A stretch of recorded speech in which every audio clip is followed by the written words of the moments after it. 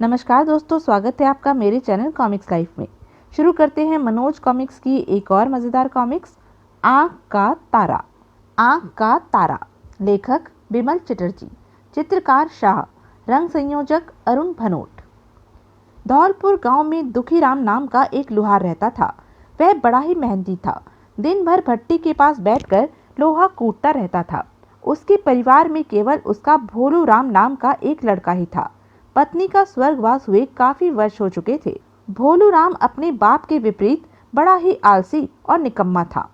तेरा सत्यानाश हो कमबख्त, इतना बड़ा हो गया है, लेकिन तुझसे मुझे एक धेले का भी सुख नहीं मिलता। अच्छा होता जो तू पैदा होते ही मर गया होता। मुझे मत मारो बापू। एक दिन ये लो 2 रुपए और बाजार से जाकर कोयले ले आ। लेकिन सुन, यदि तू खेलने कूदने में लग गया और जल्दी कोयले लेकर नहीं लौटा तो आज मैं मार मार कर तेरी खाल उधेड़ दूंगा। अच्छा बापू। भोलू जब रुपए लेकर बाजार जाने वाली सड़क पर पहुंचा तो उसे दाईं पटरी पर एक ज्योतिषी बैठा दिखाई दिया। सुना है ज्योतिषी लोग भूत, वर्तमान व भविष्य के बारे में सब कुछ बता देते हैं। क्यों न मैं अपने भाग्य के बारे में इससे पूछूं। आखिर कब तक मुझे बापू की मार खानी पड़ेगी और आगे मेरे भाग्य में क्या लिखा है। ज्योतिषी जी, क्या आप मेरा हाथ देखकर बता सकते हैं कि मेरे भाग्य में क्या लिखा है? क्या मैं अपने पिता की आंखों में हमेशा ही कांटे की तरह चुभता रहूंगा या तन मन धन से उनकी मदद करके कभी उनकी आंखों का तारा भी बनूंगा? हाँ हाँ बेटा, जरूर बताऊंगा। ज्योतिषी ने उसका हाथ देखा, फिर गणों का हिसाब किताब करने के पश्चात कहा, बेटा तेरे भाग्य में बहुत धन है, परंतु याद रखना, कभी मांग कर मत खाना और कभी चोरी मत करना। फिर देखना एक दिन तेरे पिता तुझे कितना प्यार करते हैं। क्या सच ज्योतिषी जी? क्या वास्तव में ऐसा होगा? बिल्कुल ऐसा ही होगा बेटा। अब मुझे मेरी दक्षिणा दो। भोलू ने चुपचाप 2 रुपए निकालकर ज्योतिषी को दे दिए और खाली हाथ घर वापस लौट आया। अरे, यह तू खाली हाथ कैसे वापस लौट आया? देखता नहीं मैं बिना कोयलों के कब से खाली बैठा हूँ। मैं कोयले नहीं लाया बापू। क्या कहा? कोयले नहीं लाया? अरे कमबख्त, तो रुपए कहाँ हैं? बापू, रुपयों के बदले में मैं बहुत बड़ी बात जानकर आया हूँ। ज्योतिषी ने मेरा हाथ देखकर बताया है कि मेरे भाग्य में बहुत धन है, परंतु कुछ समय प्रतीक्षा करनी पड़ेगी। सच बापू, फिर तुम्हें कोई काम नहीं करना पड़ेगा। क्या? अपने मूर्ख लड़के की बात सुनकर दुखीराम क्रोध से आग बबूला हो उठा। सुअर, नालायक, आज मैं तेरी जान लेकर ही रहूंगा। तूने मेरे गाढ़े पसीने की कमाई पानी में मिला दी। अब मैं कोयले कहाँ से खरीदूंगा सुअर? घर में तो इस समय एक फूटी कौड़ी भी नहीं। मुझे माफ कर दो बापू, मुझे मत मारो। मैं जल्दी ही तुम्हें ढेर सारा पैसा दूंगा। भोलू खूब रोया धोया और गिड़गिड़ाया, लेकिन उसके पिता का दिल इस बार जरा भी नहीं पसीजा और उसने उसे मार पीट कर घर से बाहर धकेल दिया। चला जा यहाँ से सुअर। अब मुझे अपनी मनहूस सूरत कभी मत दिखाना। इस घर में अब तेरे लिए कोई जगह नहीं है। नहीं नहीं, ऐसा मत कहो बापू। भला तुम्हारे सिवा इस दुनिया में और कौन है मेरा? कहाँ जाऊंगा मैं?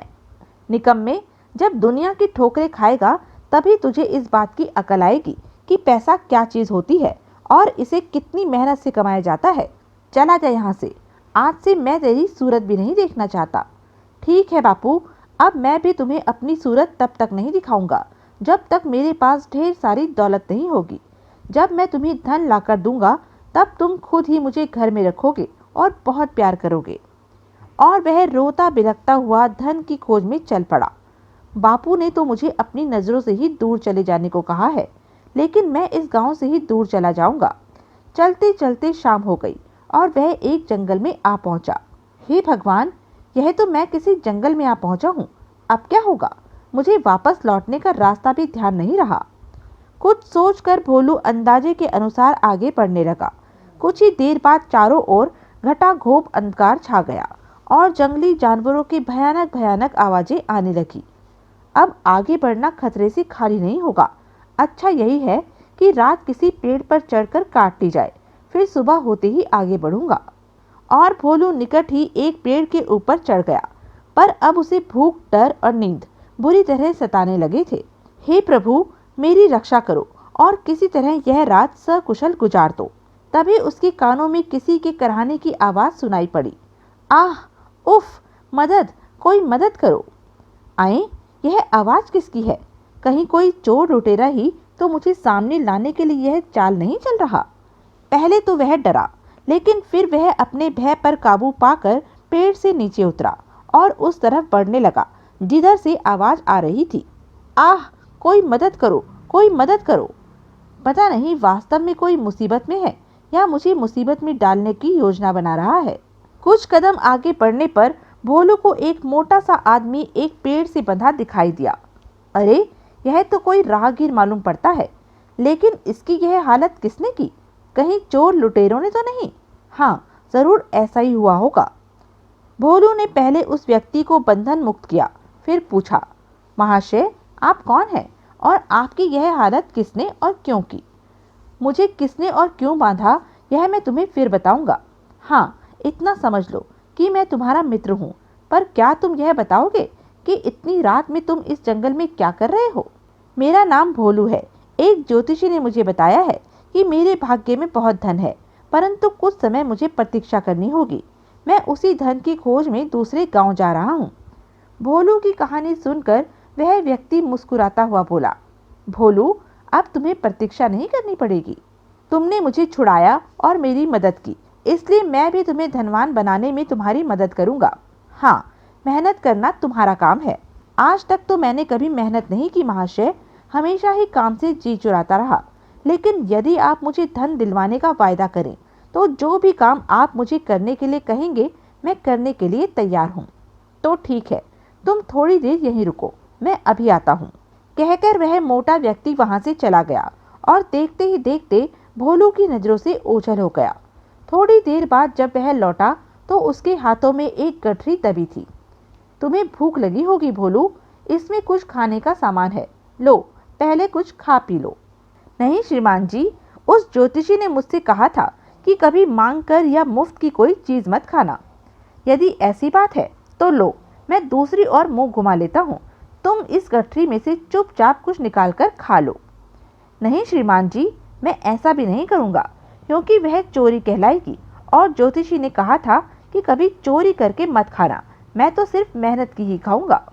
अच्छा, तुम नहीं मानते तो मेहनत की ही खाना। इस गठरी को सिर पर रख कर मेरे घर तक पहुंचा दो, मैं तुम्हें मजदूरी के बदले भरपेट खाने को दूंगा। हाँ, आपकी यह बात मैं मान सकता हूँ। भोलू गठरी सिर पर रख कर मोटे के पीछे पीछे चल पड़ा। कई जंगली पगडंडियों को पार कर चुकने के बाद भी दोनों चलते ही रहे, यहाँ तक कि भोलू बुरी तरह थक गया और उसके पेट में चूहे बड़ी बुरी तरह उछल कूद करने लगे। श्रीमान जी, मैं बहुत थक गया हूँ, यदि आप कहें तो कुछ देर आराम कर लूँ। अरे भाई, एक तरफ तो तुम मेहनत की कमाई खाने की बात करते हो और दूसरी तरफ आराम भी करना चाहते हो, भला दोनों काम एक साथ कैसे हो सकते हैं? देखो भाई, मैं आराम करने के मूड में कतई नहीं हूँ, तुम गठरी उठाए चलते रहो, बदले में तुम्हें भरपेट खाना मिलेगा। हाँ, यदि तुम ज्योतिषी द्वारा बताए अपने नियम को तोड़ना चाहो तो मुझे कोई ऐतराज नहीं। नहीं, मैं बिना आपके कहे अपना नियम नहीं तोड़ सकता, आप चलिए। दोनों ने फिर आगे बढ़ना आरंभ कर दिया। मोटे ने रास्ते भर गठरी भोलू से नहीं ली, बल्कि पसीने पसीने हो रहे भोलू की दयनीय अवस्था पर हंसता रहा। उसे बार बार अपने ऊपर हंसते देख भोलू को गुस्सा तो बहुत आया, लेकिन वह बोला कुछ नहीं। यह व्यक्ति तो बड़ा ही कठोर दिल लगता है, लेकिन मैंने मेहनत करके रोटी खाने की कसम खाई है, इसलिए फिलहाल चुप रहना ही बेहतर होगा। सारी रात चलने के पश्चात वे एक नगर में पहुंचे। आपका घर कहाँ है श्रीमान? अभी कितना और चलना पड़ेगा? बस यहाँ से 300 गज दूर है। लगता है तुम बहुत थक गए हो, कहो तो गठरी मैं ले लूं?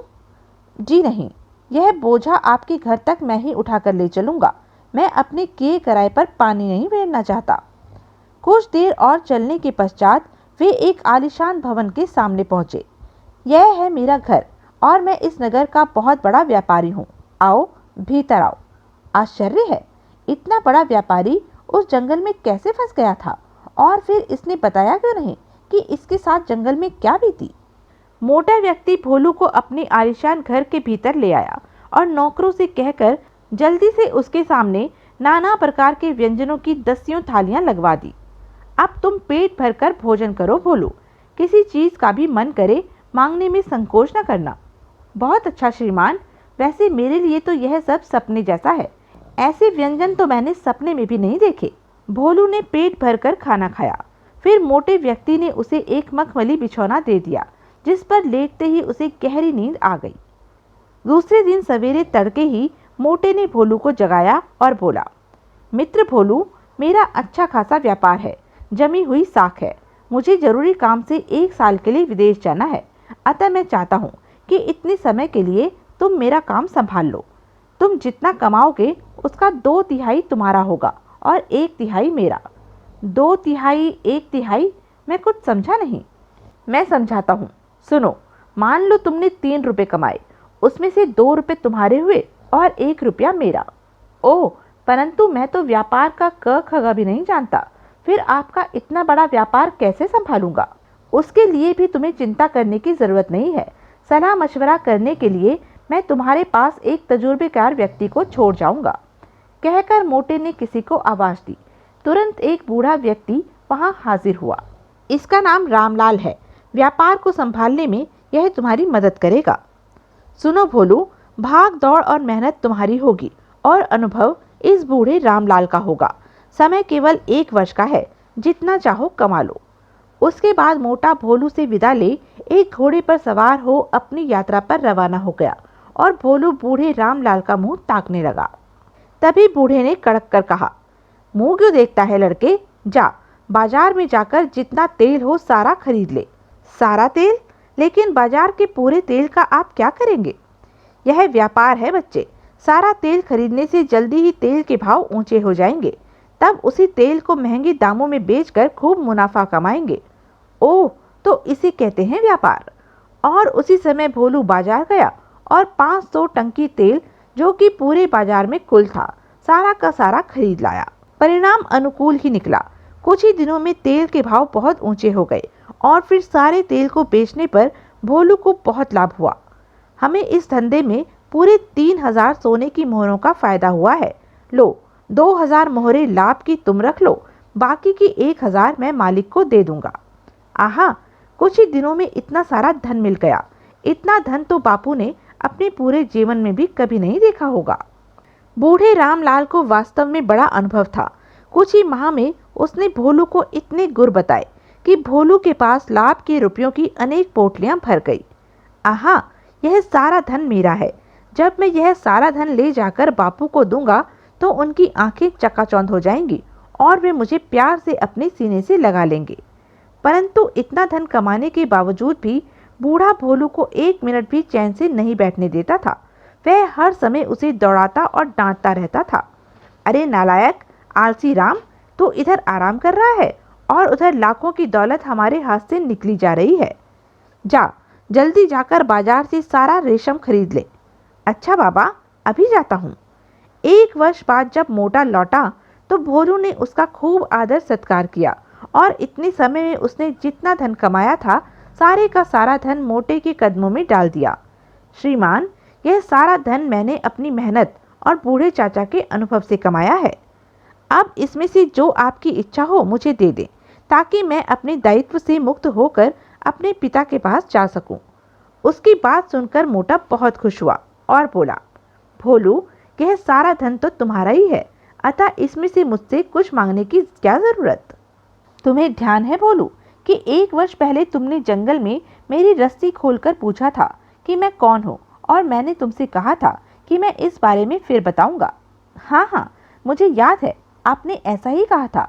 तो सुनो, आज मैं तुम्हें बताता हूँ। मैं तुम्हारा भाग्य हूँ। मेरे साथ जंगल में कोई भी घटना नहीं घटी थी, बल्कि मैं तुम्हारी परीक्षा ले रहा था। अवसर हर एक इंसान के पास आता है। जो मेहनत, ईमानदारी और लगन के साथ उसका लाभ उठाता है, वह इसी तरह धनवान हो जाता है जैसे तुम हुए हो। और जो लोग अवसर मिलने पर भी आलस, प्रशंसा और घमंड में चूर रहते हैं और मेहनत नहीं करते, वे सदा निर्धनता में पड़े कष्ट भोगते रहते हैं।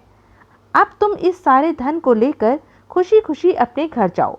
मुझे विश्वास है कि जिस तरह तुमने इतना सारा धन कमाया है, उसी तरह अपने पिता का ढेर सारा प्यार भी पाओगे और अपने पिता की आंखों का तारा बनकर रहोगे। मैं और मेरा आशीर्वाद तब तक तुम्हारे साथ रहेगा जब तक तुम मेहनत और काम से जी नहीं चुराओगे। जाओ। मैं आपकी बातें हमेशा ध्यान में रखूंगा श्रीमान भाग्य देवता। अच्छा, अब मैं चलता हूँ। भाग्य से विदा लेकर भोलू ने उसी समय अपना सारा धन कुछ ऊँटों पर लादा और स्वयं भी एक ऊँट पर सवार होकर अपने घर की ओर चल पड़ा। उधर भोलू का पिता दुखीराम इतने दिनों तक भोलू के घर वापस न लौटने के कारण अथाह दुख से पागल हुआ जा रहा था। हे ईश्वर, आज भोलू को घर से गए 1 वर्ष बीत चुका है। मैंने क्रोध में आकर अपने इकलौते बेटे को घर से निकाल दिया। उस समय क्यों मेरी अकल पर पत्थर पड़ गए थे। पता नहीं वह मासूम कहाँ होगा, क्या कर रहा होगा। उसे खाने को रोटी भी मिल रही होगी या नहीं। तभी बापू, बापू, कहाँ हो तुम? आए, यह तो मेरे बेटे भोलू की आवाज़ मालूम पड़ती है। आहा, तो क्या वह वापस लौट आया?